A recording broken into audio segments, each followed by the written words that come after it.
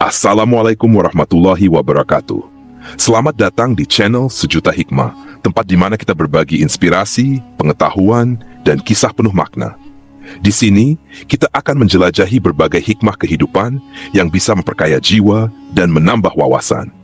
Jadi, pastikan Anda tetap bersama kami, dan jangan lupa untuk like, share, dan subscribe agar tidak ketinggalan video terbaru dari kami. Mari bersama menemukan sejuta hikmah di sepelangkah kehidupan. Selamat menyaksikan. Bayangkan sebuah peradaban yang begitu keras kepala hingga menolak peringatan seorang nabi selama ratusan tahun. Apa yang sebenarnya terjadi pada kaum Nabi Nuh? Mengapa mereka begitu keras kepala hingga akhirnya ditimpa azab yang tak terbayangkan? Simak kisah lengkapnya sekarang. Bayangkan sebuah dunia yang perlahan-lahan melupakan asal-usulnya. Generasi demi generasi hidup dalam kenyamanan, hingga mereka lupa siapa yang telah menciptakan mereka. Awalnya kaum Nuh adalah bangsa yang baik, hidup dalam kemakmuran dan kebersamaan. Mereka mengenal ajaran tauhid, mengakui Tuhan yang satu, dan menjalani kehidupan yang damai. Namun, seiring berjalannya waktu, keadaan mulai berubah. Ketika para orang saleh yang dulu menjadi panutan meninggal dunia, generasi baru tumbuh tanpa bimbingan yang kuat. Perlahan, mereka mulai mencari cara untuk mengenang leluhur mereka. Mereka membuat patung-patung sebagai simbol penghormatan, bukan untuk disembah, hanya sebagai pengingat. Namun, keinginan manusia untuk sesuatu yang lebih tampak nyata lebih dapat disentuh, lebih mudah dimengerti, akhirnya menyeret mereka ke dalam kegelapan. Patung-patung yang dulu hanya menjadi pengingat, kini mulai mendapatkan penghormatan lebih. Mereka memberi nama, mereka berdoa di hadapan patung-patung itu, hingga akhirnya mereka menyembahnya. Kata-kata yang dulunya mengalir dari mulut para tetua, ini hanya peringatan, perlahan-lahan menghilang. Yang tersisa hanyalah kepercayaan bahwa berhala-berhala itu memiliki kekuatan, bahwa mereka dapat membawa keberuntungan, bahwa mereka adalah perantara menuju kehidupan yang lebih baik. Lambat laun, manusia menjadi buta terhadap kebenaran. Mereka tidak lagi mencari petunjuk dari Tuhan yang sebenarnya. Kebodohan dan kesesatan menjadi warisan turun-temurun. Setiap anak yang lahir di tengah masyarakat itu tumbuh dalam kebiasaan menyembah berhala. Tidak ada yang mempertanyakan, tidak ada yang meragukan. Kebenaran yang sesungguhnya tertutup rapat oleh tradisi yang diwariskan dari ayah ke anak, dari kakek ke cucu. Di tengah semua ini, kesombongan mulai tumbuh. Mereka merasa mereka bebas. Mereka merasa mereka kuat. Mereka merasa tidak membutuhkan Tuhan yang tak terlihat.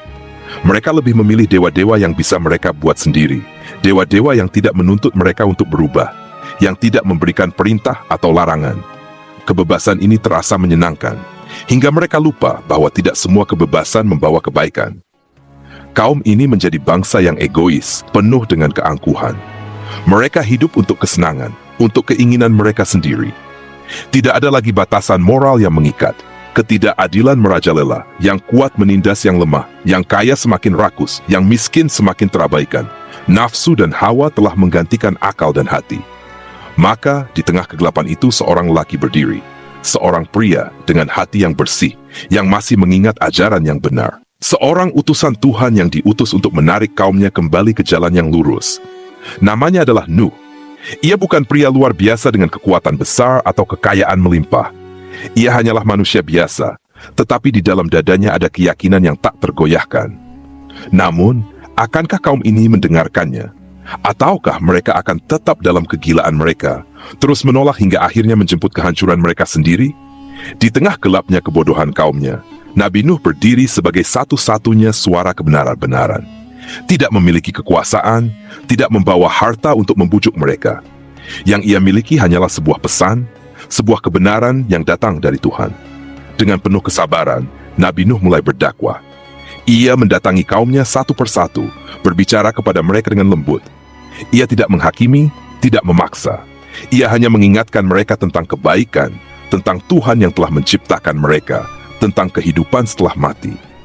Wahai kaumku, katanya dengan suara penuh kasih, mengapa kalian menyembah sesuatu yang kalian buat sendiri? Tidakkah kalian melihat? Berhala-berhala itu tidak bisa bicara, tidak bisa mendengar, tidak bisa menolong kalian. Tuhan yang sebenarnya bukanlah patung yang diam, tetapi Dia yang menciptakan langit dan bumi. Dia yang memberi kita kehidupan dan rezeki. Kembalilah kepadanya, maka kalian akan selamat. Namun, yang ia dapatkan hanyalah tatapan kosong. Sebagian hanya tertawa kecil dan berlalu pergi, seolah yang ia katakan hanyalah lelucon murahan. Sebagian lagi mendengus, merasa tersinggung. Mereka tidak suka diingatkan. Mereka tidak ingin mengubah kebiasaan mereka. Mereka mengira bahwa kehidupan ini hanyalah permainan dan bahwa mereka bisa hidup sesuka hati tanpa ada yang mempertanggungjawabkan. Tetapi Nabi Nuh tidak menyerah. Hari demi hari ia kembali berdakwah. Jika siang ia ditolak, malam ia kembali berbicara. Jika di tempat ramai ia diolok-olok, maka ia mendatangi rumah-rumah mereka secara diam-diam. Ia membujuk, ia merayu, ia mengingatkan. Kadang ia berbicara dengan lembut, kadang ia memperingatkan dengan tegas. Namun kaumnya tetap keras kepala. "Hai Nuh, apakah kau tidak bosan?" Mereka mengejek. "Sudah bertahun-tahun kau berbicara, tetapi lihatlah, tidak ada yang berubah, tidak ada yang peduli. Kami tetap menyembah berhala kami. Dan lihatlah, kami tetap hidup, kami tetap kaya, kami tetap berkuasa. Jika memang ada tutur yang kau katakan itu, mana buktinya? Mana hukuman yang kau ancamkan? Bukankah kita masih baik-baik saja?" Mereka menutup telinga mereka. Jika Nabi Nuh berbicara, mereka pura-pura tidak mendengar. Jika ia lewat di jalan, mereka berpaling dengan jijik. Jika ia berbicara di tempat ramai, mereka berteriak lebih keras, menertawakannya, menghina, mengolok-olok. Tak hanya itu, para pemuka kaum, mereka yang memiliki kekuasaan dan takut kehilangan pengaruh, mulai menyebarkan fitnah. Jangan dengarkan Nuh. Dia hanyalah manusia biasa seperti kita. Jika Tuhan ingin berbicara kepada kita, mengapa dia memilih orang seperti dia? Mengapa bukan pemimpin kita yang kaya dan terhormat? Mengapa harus seseorang tanpa pengaruh seperti dia? Tidak masuk akal. Hari demi hari, tahun demi tahun, olokan itu semakin menjadi-jadi. Nabi Nuh telah berbicara selama puluhan, bahkan ratusan tahun. Ia telah menyampaikan kebenaran dalam berbagai cara, dengan segala upaya. Namun, berapa banyak yang mengikuti? Hanya sedikit. Sangat sedikit. Dan di saat ia mulai lelah, saat dadanya mulai terasa sesak dengan penolakan yang terus-menerus, ia menengadahkan tangannya ke langit, matanya berkaca-kaca, suaranya bergetar. "Ya Allah, hanya Engkau yang Maha Tahu. Aku telah berusaha. Aku telah berbicara siang dan malam. Aku telah memanggil mereka dengan suara lantang maupun diam-diam. Namun, semakin aku memanggil mereka, semakin mereka berpaling dariku. Mereka bahkan menutup telinga mereka dengan tangan mereka sendiri. Ya Allah, hanya Engkau yang Maha mengetahui apa yang ada di hati mereka. Aku tidak meminta apapun selain petunjuk dan kekuatan darimu." Namun, kaum itu tetap dalam kebodohannya. Mereka bahkan semakin berani. "Hai Nuh, jika benar apa yang kau katakan, maka datangkanlah azab yang kau ancamkan itu. Kami sudah bosan mendengar ceritamu. Mana banjir yang kau katakan itu? Mana kehancuran yang kau ancamkan? Jika Tuhanmu memang ada, biarkan dia menghancurkan kami." Mereka menantang Tuhan dengan penuh kesombongan. Mereka tidak sadar bahwa mereka sedang menunggu kehancuran mereka sendiri. Dan saat itu, wahyu dari Allah turun. Allah memberi perintah kepada Nabi Nuh untuk berhenti berdakwah. Tidak ada lagi harapan bagi kaum ini. Mereka telah menutup pintu kebaikan dengan tangan mereka sendiri. Tetapi Allah juga memberi perintah lain. Perintah yang aneh. Perintah yang akan menjadi awal dari akhir mereka. Hari itu, Nabi Nuh duduk dalam keheningan. Setelah ratusan tahun berdakwah, setelah begitu banyak air mata dan kesabaran yang ia curahkan, akhirnya wahyu Allah turun. Bukan lagi perintah untuk mengajak, bukan lagi perintah untuk bersabar, tetapi perintah untuk meninggalkan mereka. "Wahai Nuh, tidak akan ada lagi yang beriman dari kaummu selain mereka yang telah beriman. Jangan bersedih atas apa yang mereka lakukan. Dan sekarang, buatlah sebuah kapal di bawah pengawasan kami dan sesuai wahyu kami. Jangan berbicara kepadaku tentang orang-orang zalim itu, karena mereka pasti akan ditenggelamkan." Nabi Nuh terdiam. Ia tahu ini adalah akhir dari kaumnya. Ini adalah keputusan Tuhan yang tidak bisa diubah. Ia telah melihat kesombongan mereka. Ia telah merasakan penolakan mereka, dan ia tahu bahwa mereka tidak akan pernah berubah. Tetapi ada satu hal yang membuatnya bertanya-tanya. Kapal? Di tanah yang jauh dari laut, di daerah yang kering dan tandus, Tuhan memerintahkannya untuk membangun sebuah kapal. Bukan perahu kecil, bukan rakit sederhana, tetapi sebuah kapal besar. Tanpa bertanya, tanpa ragu, Nabi Nuh mulai bekerja. Ia menebang kayu, mengikatnya satu persatu, merakitnya dengan penuh ketelitian. Setiap pukulan palu, setiap suara kayu yang disusun, semuanya adalah bagian dari rencana Tuhan. Namun bagi kaumnya, ini hanyalah pertunjukan kegilaan baru dari Nuh yang mereka anggap gila. Hari pertama, orang-orang mulai berkumpul. Mereka menyaksikan Nabi Nuh bekerja dengan penuh kesungguhan, memotong kayu, menyusun papan, memaku satu persatu. "Apa yang sedang kau lakukan, wahai Nuh?" tanya seseorang dengan nada mengejek. Nabi Nuh tidak menjawab. Ia terus bekerja. Hari kedua, mereka mulai tertawa. "Lihatlah dia. Dulu dia berkata bahwa Tuhan akan menghancurkan kita. Sekarang dia malah menjadi tukang kayu. Apakah Tuhanmu sudah lupa bagaimana cara mengirim azab hingga kau harus membuat perahumu sendiri?" Hari ketiga, mereka mulai berteriak. "Hai Nuh, kau membangun kapal di atas tanah kering. Apa yang kau harapkan? Air dari mana yang akan mengapungkan kapalmu? Hujan? Lautan? Apakah kau pikir ini masuk akal?" Mereka tertawa terbahak-bahak, mengelilinginya seperti orang-orang yang menikmati pertunjukan bodoh. Anak-anak kecil diajari untuk mengejeknya. Para pemimpin kaum datang, bukan untuk bertanya, tetapi untuk kebodohan yang menurut mereka sedang terjadi. Namun, Nabi Nuh tidak terganggu. Ia tetap bekerja. Ia tahu setiap kayu yang ia pasang adalah bagian dari wahyu Tuhan. Setiap ejekan yang ia terima hanyalah suara kosong yang tidak akan bertahan lama. Hari demi hari berlalu, dan kapal itu semakin besar. Para pengikut Nabi Nuh membantu tanpa ragu, percaya bahwa perintah ini bukanlah pekerjaan sia-sia. Namun semakin kapal itu terlihat nyata, semakin besar pula gelombang ejekan dari kaum yang masih menolak percaya. "Nuh, apa kau akan menjadi nahkoda di daratan? Di mana lautmu, wahai Nuh? Kapalmu begitu besar, tetapi tak ada setetes air pun di sekitarnya. Kami sungguh menantikan pertunjukan gilamu berikutnya. Mungkin kau akan membuat sungai sendiri?" Dan Nabi Nuh dengan penuh ketenangan menatap mereka dan berkata, "Jika kalian mengejekku sekarang, maka suatu hari nanti kami yang akan menertawakan kalian sebagaimana kalian menertawakan kami." Saat mereka mendengar kata-kata itu, tawa mereka semakin keras. Mereka benar-benar yakin bahwa Nuh telah kehilangan akal sehatnya. Namun Nabi Nuh tahu sesuatu yang mereka tidak tahu. Ia tahu bahwa langit sedang bersiap. Ia tahu bahwa bumi sedang menahan sesuatu yang belum pernah terjadi sebelumnya. Ia tahu bahwa Tuhan tidak pernah ingkar janji. Dan ketika kapal itu selesai, ketika kayu terakhir telah terpasang dan pintu besar telah dibuat, wahyu terakhir turun. "Wahai Nuh, naiklah ke dalamnya bersama orang-orang yang beriman, dan bawalah sepasang dari setiap makhluk hidup. Azab telah dekat." Nabi Nuh mengumpulkan keluarganya, para pengikutnya, dan setiap makhluk yang diperintahkan Allah untuk dibawa. Para pengikutnya menangis, bukan karena takut, tetapi karena mereka tahu bahwa ini adalah akhir. Mereka tahu bahwa setelah ini, tidak akan ada lagi tawa dari kaum yang mengejek mereka. Di luar kapal, langit masih cerah, matahari masih bersinar seperti hari-hari sebelumnya. Tidak ada tanda-tanda bencana, tidak ada yang berubah.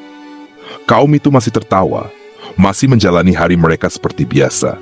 Masih yakin bahwa apa yang telah mereka lakukan selama ini adalah benar. Namun dalam sekejap semuanya berubah. Tanah mulai bergemuruh, langit mulai menghitam, hujan mulai turun, bukan gerimis, bukan rintik-rintik kecil, tetapi hujan yang belum pernah mereka lihat sebelumnya. Dan dari bawah, dari celah-celah bumi, air mulai menyembur ke atas. Tidak ada yang bisa menghentikannya, tidak ada yang bisa lari darinya. Kaum yang dulunya menertawakan kini mulai berteriak. Yang dulu mengejek kini mulai menangis. Tetapi semuanya sudah terlambat. Kapal yang dulu kahina kini menjadi satu-satunya tempat keselamatan di dunia ini. Langit yang semula cerah kini berubah kelam, lebih gelap dari malam tanpa bintang. Awan-awan tebal menggantung berat di angkasa menutupi sinar matahari sepenuhnya. Udara yang sebelumnya hangat kini berubah menjadi dingin dan menusuk tulang. Lalu tiba-tiba, bukan gerimis yang turun, bukan hujan biasa yang membasahi tanah. Ini adalah hujan yang turun dengan derasnya, seperti air yang dicurahkan langsung dari samudra yang terbuka di atas mereka. Tetesannya begitu besar dan berat, menghantam tanah seperti batu-batu yang dilempar dari langit. Pada saat yang sama, bumi yang tenang mulai menggeliat seperti makhluk yang terbangun dari tidurnya. Tanah yang selama ini kokoh tiba-tiba merekah. Dari setiap celah, dari setiap sudut, air mulai menyembur deras. Di tengah kekacauan ini, kaum Nuh yang selama ini merasa aman mulai merasakan sesuatu yang belum pernah mereka rasakan sebelumnya. Ketakutan yang sesungguhnya. Mereka yang sebelumnya menertawakan Nabi Nuh, kini berlari ketakutan, mencari tempat berlindung. Hujan semakin deras, air semakin tinggi. Sungai-sungai meluap, daratan yang kering mulai tenggelam. Rumah-rumah mereka yang dulu berdiri kokoh mulai hancur diterjang arus. Suara tangisan dan jeritan menggema di mana-mana. Air! Air di mana-mana! Cepat! Naik ke tempat yang lebih tinggi. Ini hanya hujan biasa, akan reda sebentar lagi. Teriak sebagian, masih mencoba menyangkal kenyataan. Tetapi hujan tidak mereda. Tidak ada waktu untuk berharap. Tidak ada waktu untuk berpikir. Bencana yang mereka sangka tidak akan pernah datang, kini ada di depan mata. Sebagian dari mereka mulai berlari menuju bukit, berharap ketinggian akan menyelamatkan mereka. Mereka memanjat bebatuan, mencengkeram dahan pohon yang tersisa, mencoba bertahan dari air yang semakin naik. Tetapi sia-sia. Setiap tempat yang mereka anggap aman, setiap dataran yang mereka kira tinggi, satu persatu mulai tenggelam. Nabi Nuh, yang sudah berada di dalam kapalnya bersama orang-orang beriman, hanya bisa menyaksikan dengan hati yang berat. Ia tidak bersorak, tidak merasa puas melihat kaumnya dihancurkan. Ini bukan balas dendam. Ini bukan keinginan pribadinya. Ini adalah keputusan Tuhan, dan keputusan Tuhan tidak pernah salah. Namun, di tengah pemandangan kehancuran itu, matanya menangkap sosok yang sangat dikenalnya. Anaknya.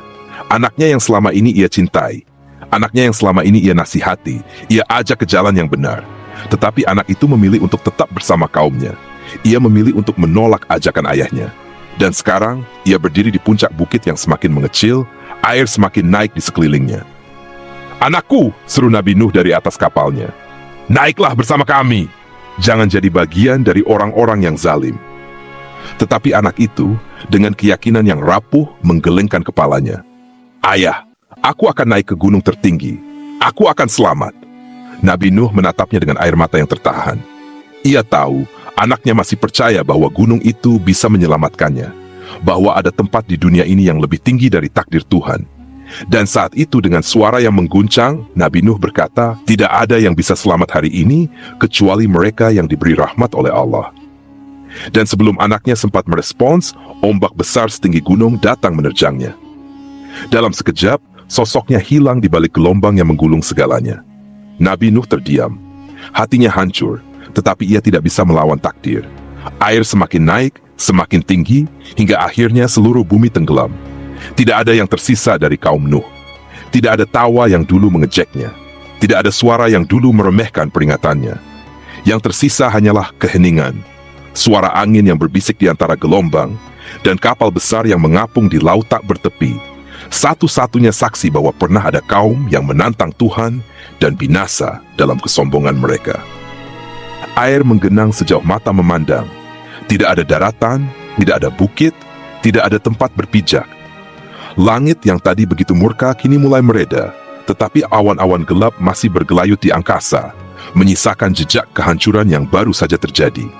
Di tengah lautan luas yang tak bertepi, kapal Nabi Nuh terombang-ambing. Ia bukan hanya sekadar perahu, tetapi satu-satunya tempat berlindung yang tersisa di muka bumi. Di dalamnya hanya ada mereka yang telah beriman. Manusia-manusia yang sebelumnya dihina, dianggap bodoh, ditertawakan. Kini, merekalah satu-satunya yang tersisa. Nabi Nuh berdiri di tepian kapal, menatap air yang begitu dalam, hatinya masih berat dengan kesedihan. Bukan karena kaumnya telah binasa, mereka sendiri yang memilih jalan itu. Tetapi karena ia seorang ayah yang kehilangan anaknya, ia menundukkan kepala, suaranya lirih, nyaris tenggelam oleh suara ombak. "Ya Allah anakku, dia adalah darah dagingku, bagian dari hidupku. Aku telah memanggilnya, aku telah merayunya, tetapi ia menolak. Ia memilih kaumnya, bukan kebenaranmu. Ya Allah, apakah engkau tidak akan menyelamatkannya?" Di saat itu jawaban Tuhan turun bukan dalam bentuk penghiburan, tetapi sebuah kebenaran yang harus diterima dengan keikhlasan. "Wahai Nuh, dia bukan bagian dari keluargamu. Sesungguhnya dia telah melakukan perbuatan yang tidak benar. Janganlah engkau meminta kepadaku sesuatu yang engkau tidak ketahui hakikatnya. Aku memperingatimu agar engkau tidak termasuk orang-orang yang jahil." Nabi Nuh terdiam. Hatinya teriris, tetapi ia tahu bahwa Tuhan tidak pernah salah. Anaknya memang terlahir dari darahnya, tetapi hatinya tidak pernah menjadi bagian dari orang-orang beriman. Ikatan sejati bukanlah darah, tetapi keimanan. Dengan mata yang masih basah, Nabi Nuh menarik napas dalam. "Ya Allah, aku berlindung kepadamu dari meminta sesuatu yang aku tidak tahu. Jika engkau tidak mengampuniku dan memberi rahmat kepadaku, pastilah aku termasuk orang-orang yang rugi. Dan saat itu, hari demi hari berlalu. Mereka tidak tahu kemana kapal itu akan berlabuh. Yang mereka tahu hanyalah bahwa mereka berada di bawah perlindungan Tuhan. Hujan akhirnya berhenti, tetapi air masih menutupi dunia. Tidak ada suara manusia lain, tidak ada kota, tidak ada kehidupan yang tersisa kecuali yang ada di dalam kapal ini. Mereka saling berpegangan satu sama lain, bukan hanya karena ketakutan, tetapi juga karena rasa syukur. Mereka telah selamat. Kemudian datanglah perintah dari Tuhan. Wahai bumi, telanlah airmu, dan wahai langit, berhentilah dari mencurahkan hujan. Saat itu juga, air mulai surut. Gelombang besar yang dulu menghancurkan kini mulai mereda. Puncak-puncak gunung mulai tampak di kejauhan. Daratan yang sempat menghilang kini perlahan kembali. Dan akhirnya kapal itu mendarat di Gunung Judi, tempat yang akan menjadi saksi awal baru bagi peradaban manusia. Nabi Nuh dan pengikutnya turun dari kapal dengan langkah yang berat. Mereka menghirup udara segar setelah sekian lama terkurung. Tetapi dunia yang mereka tinggalkan tidak lagi sama. Tidak ada rumah yang tersisa, tidak ada kota, tidak ada tawa-tawa sinis dari orang-orang yang dulu mengejek mereka. Dunia ini kosong, sunyi, seakan sedang menunggu untuk diisi kembali. Nabi Nuh menatap sekeliling. Ia tahu ini adalah awal yang baru. Tuhan telah memberi mereka kesempatan untuk membangun kembali kehidupan, bukan di atas kesombongan, tetapi di atas iman dan ketaatan. Ia menengadahkan tangan ke langit, air mata kebahagiaan dan kesedihan bercampur di wajahnya. Ya Allah, Engkau Maha Pengampun, Engkau Maha Penyayang, Engkau telah menyelamatkan kami, dan kini Engkau memberi kami dunia yang baru. Bimbinglah kami agar kami tidak mengulang kesalahan yang telah dilakukan kaum sebelum kami. Dan di saat itu janji Tuhan terwujud. Wahai Nuh, turunlah dengan selamat bersama orang-orang yang bersamamu, dan limpahan berkah atasmu dan atas umat-umat yang akan lahir dari keturunanmu. Banjir telah berakhir. Bukan sekadar cerita tentang banjir besar atau kapal raksasa yang menyelamatkan segelintir orang beriman. Ini adalah peringatan abadi bagi setiap generasi setelahnya. Kaum Nuh tidak binasa karena bencana alam, tetapi karena kesombongan mereka. Mereka menolak kebenaran, mengolok-olok peringatan, dan merasa aman dalam kedudukan serta kekuatan mereka, sampai akhirnya mereka sadar bahwa tidak ada yang bisa melawan kehendak Tuhan. Tetapi dari kehancuran itu, kita belajar sesuatu yang lebih dalam. Keselamatan bukan tentang jumlah, tetapi tentang keyakinan. Yang selamat bukanlah mereka yang kuat secara fisik atau berkuasa, tetapi mereka yang berpegang teguh pada kebenaran. Ikatan sejati bukanlah darah, tetapi iman. Nabi Nuh kehilangan anaknya sendiri, bukan karena takdir yang kejam, tetapi karena sang anak memilih jalan yang salah. Setiap peringatan adalah kesempatan. Kaum Nuh memiliki ratusan tahun untuk kembali ke jalan yang benar, tetapi mereka menolak. Mereka menunggu hingga semuanya terlambat. Sekarang, kita berada di posisi mereka. Kita hidup di zaman yang penuh dengan kesombongan, di mana banyak orang menolak peringatan dan mengejek kebenaran. Pertanyaannya adalah, apakah kita akan mengikuti jejak mereka atau belajar dari kesalahan mereka? Jangan sampai kita menjadi kaum Nuh yang baru. Jika kisah ini menggetarkan hati kalian, jangan biarkan berhenti di sini. Bagikan video ini kepada teman, keluarga, dan orang-orang terdekat, agar mereka juga bisa mengambil pelajaran. Tinggalkan komentar tentang bagian kisah ini yang paling menyentuh hati kalian. Subscribe dan aktifkan lonceng notifikasi untuk kisah-kisah luar biasa lainnya dari sejarah umat manusia. Karena setiap kisah bukan hanya untuk didengar, tetapi untuk direnungkan dan diamalkan. Sampai jumpa di kisah berikutnya.